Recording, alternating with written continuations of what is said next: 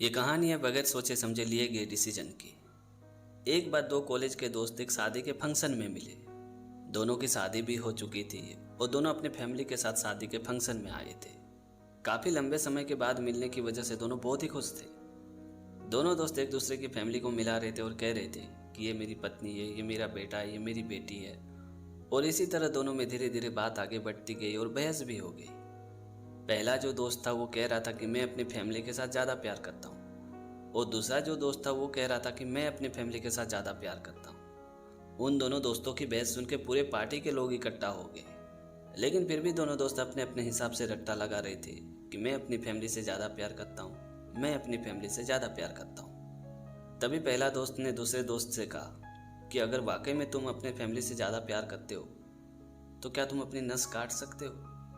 ये बात सुनते दूसरे दोस्त की मुंह अचानक बंद हो गई। उसकी नज़रें नीचे की ओर झुक गई और कहने लगा कि नहीं, ये मैं नहीं कर सकता हूँ। तभी पहले दोस्त ने दूसरे दोस्त को जोर देते हुए कहा कि मुझे पता था कि मुंह से बोलना और करके दिखाने में बहुत बड़ी फर्क होती है। अगर तुम वाकई में अपनी फैमिली से प्यार करते तो तुम बिना सोचे अपने हाथ की नस काट सकते थे, लेकिन तुम तो अपनी फैमिली से प्यार ही नहीं करते हो। और ये बोल के पहले दोस्त ने एक शीशे की गिलास तोड़ी और अपने हाथ के नस को काट दिया और कहा कि ये देखो, ये होता है सच्चा प्यार। उस दृश्य को देख के दूसरे दोस्त की बीवी को बहुत ही शर्म आई और वो गुस्सा होकर पार्टी छोड़ के अपने घर पे वापस लौट आई।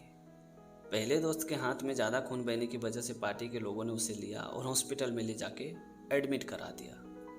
उसके बाद जब दूसरा दोस्त अपने घर पे आया तो उसने देखा कि उसकी बीवी बहुत ही नाराज थी। वो कह रही थी कि तुम तो मुझसे प्यार ही नहीं करते हो। अगर तुम हमसे प्यार करता तो तुम अपनी हाथ की नस काट देता। आपने देखा, आपके दोस्त ने बगैर सोचे समझे अपने हाथ की नस काट दी। वाकई में वो अपनी फैमिली से बहुत ही प्यार करते हैं, लेकिन आप सिर्फ प्यार की बातें करते हैं। हकीकत में तो आप हम लोग से प्यार ही नहीं करते। और ये बोल के दूसरे दोस्त की बीवी जोर जोर से रोने लगी। उसके बाद दूसरे दोस्त की बीवी ना तो अपने पति से ठीक से बात करती थी, ना खाना बनाती थी, और ना ही वो घर में खुशी से रहती थी। मानो पूरी फैमिली की शांति सुकून पूरी तरह से खत्म हो चुकी थी। और इस घटना को करीबन 15 से 20 दिन बीत चुका था, लेकिन फिर भी दूसरे दोस्त के घर में अभी भी वही माहौल था, वही अशांति थी, वही झगड़ा था। और अंत में जब दूसरे दोस्त से रहा नहीं गया तो उसने अपने बीवी को लिया और वो एक हॉस्पिटल में गया। वो वही हॉस्पिटल था जिसमें उसका पहला दोस्त एडमिट था, जिसने अपने हाथ की नस काट डाली थी। और जब दूसरे दोस्त ने अपनी पत्नी को पहले दोस्त से मिलाया तो उन लोगों ने देखा कि उसका पहला दोस्त अभी भी बेड में पड़ा हुआ था। उसकी ट्रीटमेंट अभी भी चालू थी। दरअसल बात यह थी कि जिस कांच के टुकड़े से उसने अपने हाथ की नस काटी थी, उस नस के अंदर एक कांच का टुकड़ा चला गया था, और वो कांच के टुकड़ा खून के सहारे बहते हुए उसके बॉडी के अंदर चला गया था। और उस कांच के टुकड़े को निकालने के लिए उस पहले दोस्त का ऑपरेशन करना पड़ा, जिस वजह से पहले दोस्त के करीबन लाखों लाखों रुपया खर्च हो गया। नौकरी, बिजनेस सब कुछ ठप पड़ गई थी।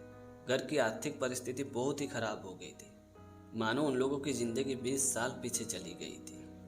तभी दूसरे दोस्त ने अपनी पत्नी से कहा कि प्यार का मतलब ये नहीं होता है कि हाथ काट लेना, नस काट लेना। प्यार का मतलब ये होता है कि अपने परिवार का ठीक से ख्याल रखना, उसके ज़रूरत को पूरा करना।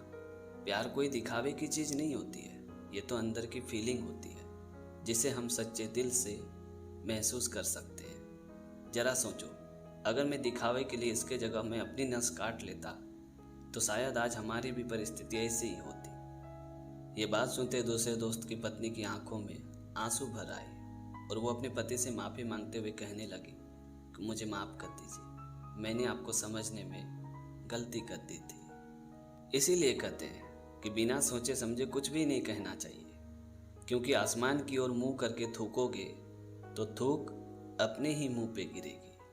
तो दोस्तों, छोटी सी कहानी में ये सिखाती कि किसी की बातों से भावुक होकर कोई भी डिसीजन नहीं लेना चाहिए, नहीं तो बाद में हमें उसका अंजाम भुगतना ही पड़ता है, जैसे कि इस कहानी में पहले दोस्त का हुआ। तो दोस्तों, आज की कहानी आपको कैसी लगी कमेंट करके ज़रूर बताना। और अगर आपने हमारे चैनल को अभी तक सब्सक्राइब नहीं किया है तो प्लीज़ यार चैनल को सब्सक्राइब कर देना, क्योंकि इस तरह का कंटेंट मैं हमेशा अपने चैनल पे लाते रहता हूँ।